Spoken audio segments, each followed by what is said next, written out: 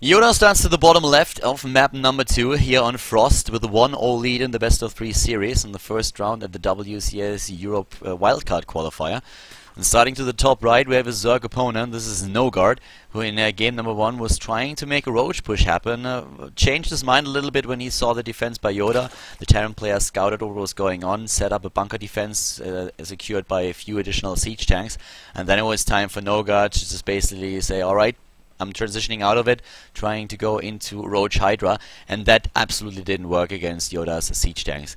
Those tanks did way too much damage, and Nogard attacked twice in sieged up positions where his entire army was just crushed in seconds. So well played by Yoda here, not making any mistakes, playing a calm and collected game, not overextending at any time in the match, and even applying a bit of pressure not only with the Marines in the middle of the map trying to force the creep back, but also with the siege tank on the high ground cliff at that third base that Nogard was taking. Now we have a cross position on Frost, and this is going to be pretty interesting now how exactly Nogard feels he can come back into the series. He will at least go for a hatch before pool. With the positions that he currently has on a map like this, he could take a risk and go for a double hatch before pool. That might work for him, but we have Yoda going straight into gas and also barracks. So he's not going for command center first or anything like it. He's once again just going for the gas here, wants to go for the Reaper opening and going for an aggressive strategy at least in the early stages. Getting those scouting information, having a little bit of an idea of what Nogard exactly is up to. And I think right now Yoda just relies on his own abilities in especially the macro game. Because comparing himself to most of the players that he's going to meet here in the tournament, he will probably say, okay, I have the better macro, I have the better mechanics, and I can win a game with this. Micro is going to be a little bit affected by the lag from Korea, but at the same time with his macro abilities and his mechanics he should be in a position where he can really do a good job here at that. So looking at the bottom left, we have him now once more with the Reaper and trying to find out what exactly Nogard is up to, because the worst thing for him to happen would be running into some kind of bitch slap strategy that just blindsides him and takes the game away from him without him even having a chance. So being countered by his opponent. So he wants to find out what's happening there and is already scouting with SCV, is scouting with an additional Reaper and going straight into the command center on the low ground. So no surprises here for him. What we want to see from Nogard, and what I especially want to see right now, is if he tries to go for that queen strategy again. He was very queen heavy in game number 1, even more so than you would usually go for. 6 queens in the beginning, that's quite the commitment, and that delays your gas significantly. That's why he took the double gas right off the bat. Actually went into 4 gases even then, because he wanted to have his tech much faster and going straight into double upgrades too.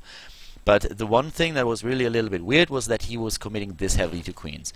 There are a few players in the world who will definitely do that. Fitzy, one of the US players that did that in Rings of Liberty, was probably one of the most famous ones because he went for mass queen strategies.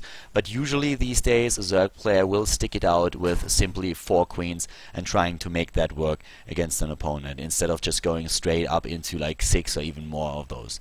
And we have already queen number 3 and number 4 built, so that's going to help him not only with the inject, but the creep spread should once again be pretty good. And that was really one of the things that Nogard did really well. The creep spread in the last game was absolutely incredible, of course supported by all those extra queens that he built, but that helped him a lot. That gave him a little bit control and vision on the map.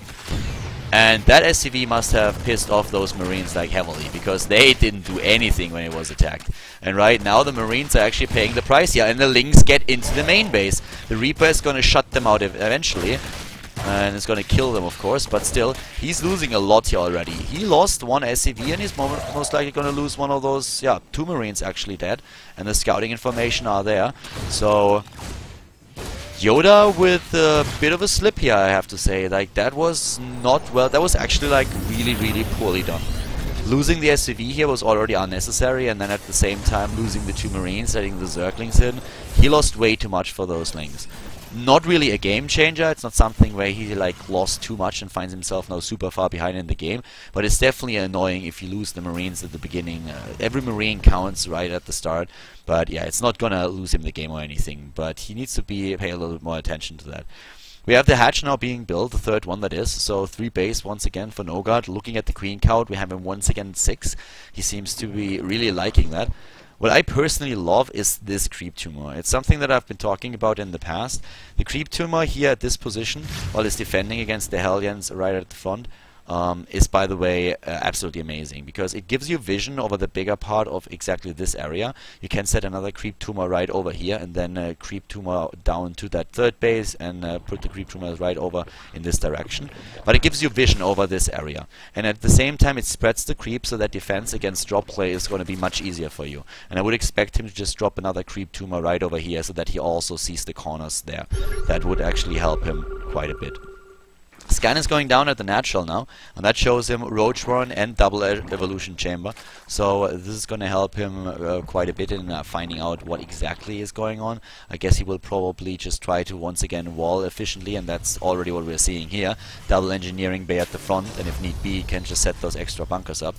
And it looks even more like we are going to see an aggressive styles, just because we have the Baneling Nest in addition to the Roach Warren. And with the 1-1 upgrades, this time focusing on the ground unit, or on the melee units, this could be a pretty heavy bust that he's preparing here. The Harvester count is still okay. He can go up to 64 right now if he wants to go for that strategy on 3 bases. It's just like he has to cross the entirety of the map to really pull that off. And that gives Yoda, of course, some extra time to prepare for what's happening. The queens are helping out so much right here, and that's really the strength of having those 6 queens. It might be a bit of an overcommitment at times, but he seems to really rely on the queens for his defenses. He doesn't have any other units, so it works out really well for him. We have now even that third base already in position for Yoda, trying to give him the extra income here.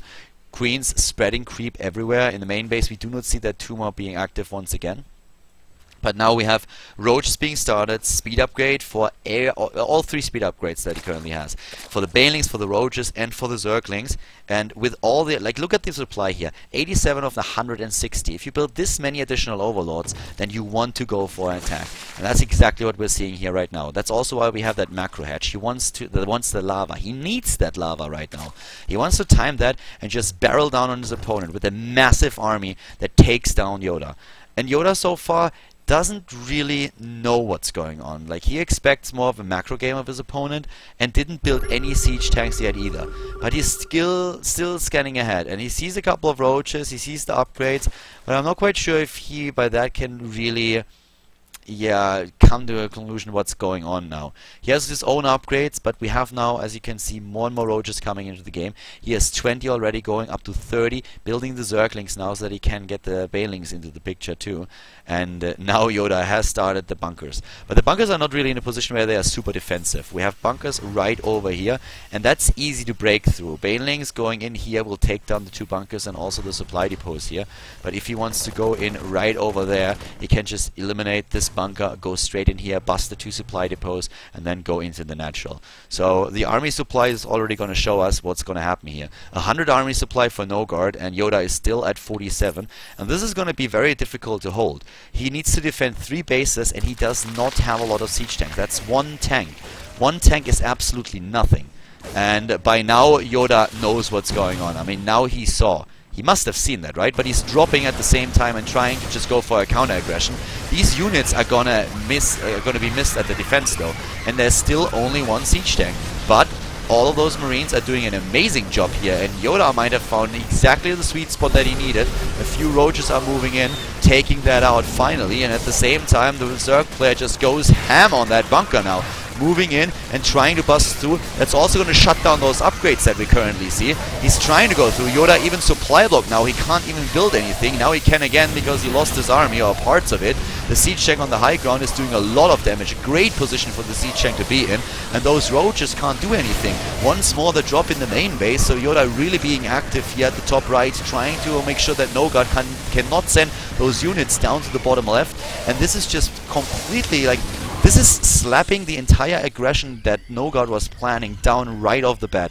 So really well done here by Yoda, making that double drop work and having that siege tank in a very strategic position so that the funnel here was absolutely controlled by it, and a lot of damage done. Another siege tank now on the high ground, and these additional barracks at the front serve now, of course, now multiple purposes. Not only are they great production, at the same time, if the Zerg player wants to move in here once again, he has to go through this labyrinth here, and that's going to be very dangerous for him to take. Access to those tanks is not going to be easy, and they are getting their shots off right now. Zerglings at the front, taking out the siege tanks, very little surface area here, but Nogard is completely shut down. 70-60 supply for him only, and we have Yoda still on 3 bases with a great economy, defending quite easily against what is thrown against him right now. But yeah, those Lings doing a little bit of damage, but the rest of the army is already moving in, trying to defend. We have even another siege tank coming in on the high ground, and this is a game that Nogard will be very, he will be hard pressed to actually win this game. And he's down to 30 harvesters, types the GG, and goes 0-2 in the first round of the qualifier bracket here against Yoda, who now has to face Dimaga in the next game.